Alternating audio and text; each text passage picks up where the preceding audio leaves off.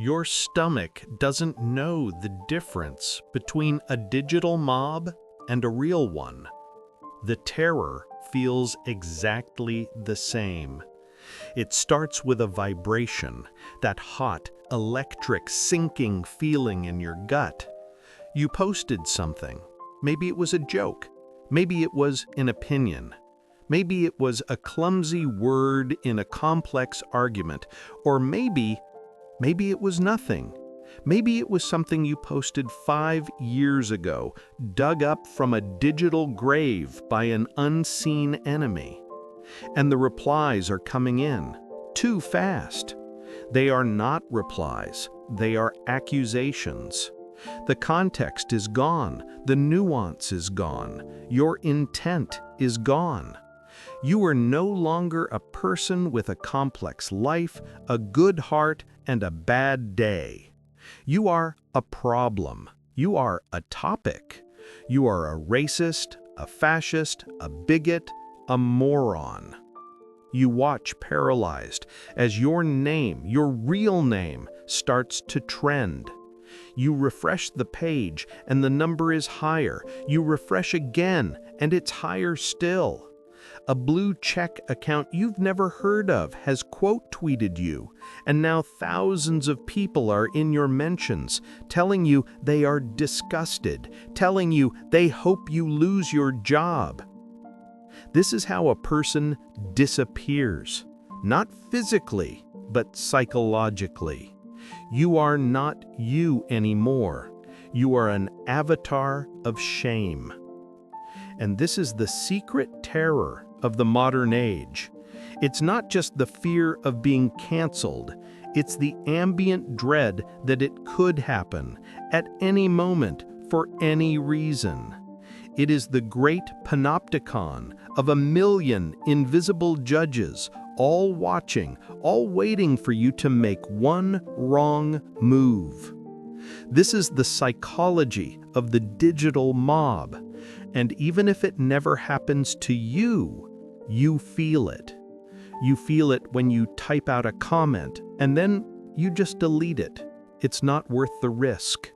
You feel it when you sit in silence watching someone else get torn apart, your fingers frozen, terrified to speak up lest the swarm turn on you. This is self-censorship, not as a political act, but as a trauma response. You have become a ghost, haunting the edges of your own online life, terrified to leave a footprint. The world doesn't call this terror. It doesn't call this a mob.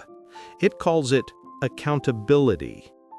And today, we're going deep inside the psychology of that terror. Because this is not a new problem. This is an ancient one. And the solution, the only real defense, was written down nearly 2,000 years ago by an emperor who faced the mob every single day. The digital mob does not see itself as a mob. It sees itself as a moral immune system. It does not call its actions harassment. It calls them consequences. It is not a swarm of anonymous rage. It is, in its own mind, a collective of righteous voices speaking truth to power. This is the great modern inversion. The system doesn't just tolerate this behavior, it actively celebrates it. It feels good to be a part of it. It is an addictive, powerful, righteous high. In a world that feels chaotic, unjust, and out of control, the digital swarm offers a simple, intoxicating clarity. It offers a clear villain and a clear hero. It offers a binary. By joining the pile on, you are not just tweeting. You are fighting. You are taking a stand. You are on the right side of history.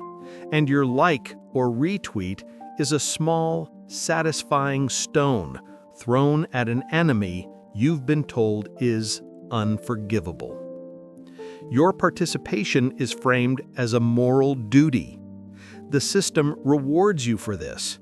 It rewards you with instant, powerful connection. When you join the righteous chorus, you are instantly part of a community. You are validated by the hundreds or thousands of other voices echoing your exact sentiment in real time. It is the fastest, cheapest, and most potent form of tribal belonging available in the modern world. You are not a bully. You are an activist. You are not lonely. You are united in a just cause. You are not cruel. You are holding them accountable. This is the praise. This is the validation. This is the part that makes the machine so terrifyingly efficient. But no one in the center of that righteous storm ever stops to ask, at what cost? What is the cost of a world that runs on accountability without redemption? What is the cost of a justice system that has no trial, no defense, and no judge? Only a million simultaneous executioners. The cost is nuance. In the mob's world, context is the first casualty. A clumsy joke from 10 years ago is identical to a present-day manifesto of hate. An awkward phrasing is a confession of guilt. There is no spectrum. There is only the binary. The cost is compassion. The mob requires you to dehumanize the target. They are not a person who did a bad thing. They are the bad thing. This is the only way the cruelty can be justified. And the final terrible cost? It is your sanity. Because you know, deep down, that the only thing separating you from the swarm is the swarm's attention. The praise you see for this justice is a mask.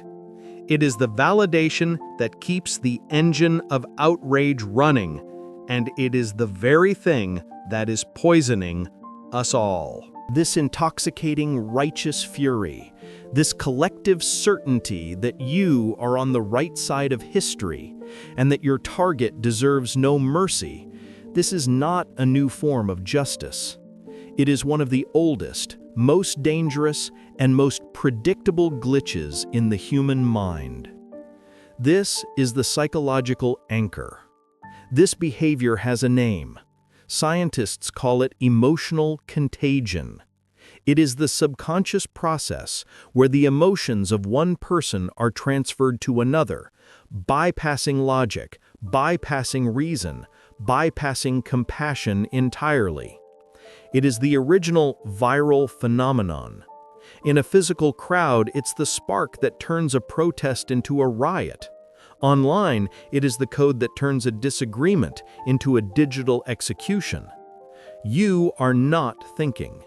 You are mirroring. You are not convinced by an argument. You are infected with an emotion. That hot, righteous, satisfying feeling of accountability, that is the fever. This is primal tribalism 2.0. Your ancient brain is programmed with one simple, non-negotiable command. The tribe is safety. Exile is death. The digital mob offers you a shortcut to that feeling of safety. By joining the chorus, by adding your voice to the condemnation, you are signaling to the tribe, I am one of you. I am safe. I am good. The target in that moment is the exile, and your participation is the proof that you belong. This is not a social media problem. It is a human problem. And the solution, the only real defense against this ancient primal hijack, was written down nearly 2,000 years ago by a man who lived at the epicenter of this every single day with no block button. Marcus Aurelius, the Roman emperor. He was the most powerful man on earth, yet he was surrounded by senators who plotted, by crowds that rioted, and by rumors that could topple an empire. He understood the mob, and he knew you could not reason with it. You cannot win an argument against emotional contagion. To even try is to get infected yourself. So, he built a defense, not an external wall, but an internal one. He called it the inner citadel. This is the anchor for our solution. The inner citadel is a fortress in your mind built not from stone, but from your own reason, logos, and your own virtue. It is the one single place in the universe that the mob cannot touch. They can scream at you, they can lie about you, they can take your reputation, they can take your job, they can even harm your body, but they cannot force you to agree with them. They cannot force you to hate yourself. They cannot force you to believe their definition of you. The mob's only real power is your fear of their opinion. The Stoic solution is to make that opinion irrelevant. So, how does this manifest, this ambient dread, this internal psychological citadel that you haven't yet learned to build? How does the existence of the digital swarm change you, even when you are not the one in the center of the storm? It's subtle. It's 1,000 tiny paper cuts to your authenticity. You might find yourself typing and then deleting. You have a thought, an opinion, a joke, a piece of art, and you hold your thumb over the post button and a cold, rational calculus kicks in. You ask, could this be twisted? Could this be misunderstood? Is this worth the risk? And 9 times out of 10, the answer is no. So you erase it. You silence yourself. This is not being polite. This is the preemptive surrender. This is the mob winning a battle inside your head without ever firing a shot. You might see someone else in the storm. You see a colleague, a stranger, even a friend being swarmed. You see the context being deliberately stripped away. You see the accusations that you know are out of proportion, and you want to speak. You want to defend them, but you feel that cold, sharp, paralyzing fear. If I step in, the swarm will turn on me. I have a mortgage. I have a family. I can't afford to be the next target. And so you stay silent. You become a passive, terrified spectator, hating your own inaction, but more afraid of the alternative. You might find yourself becoming a performance. You become the safe version of yourself online. You only post about your achievements, your perfectly curated vacation, your non-controversial hobby. You become a bland, smiling, inoffensive ghost. You have meticulously erased all your own nuance, your own messy edges, your own humanity, because you know that in this digital coliseum, any flaw is seen as a weakness, and weakness attracts the lions. You are performing safety, and in doing so, you have lost yourself. And worst of all, you might just feel brittle. You feel this constant, low-level, ambient anxiety.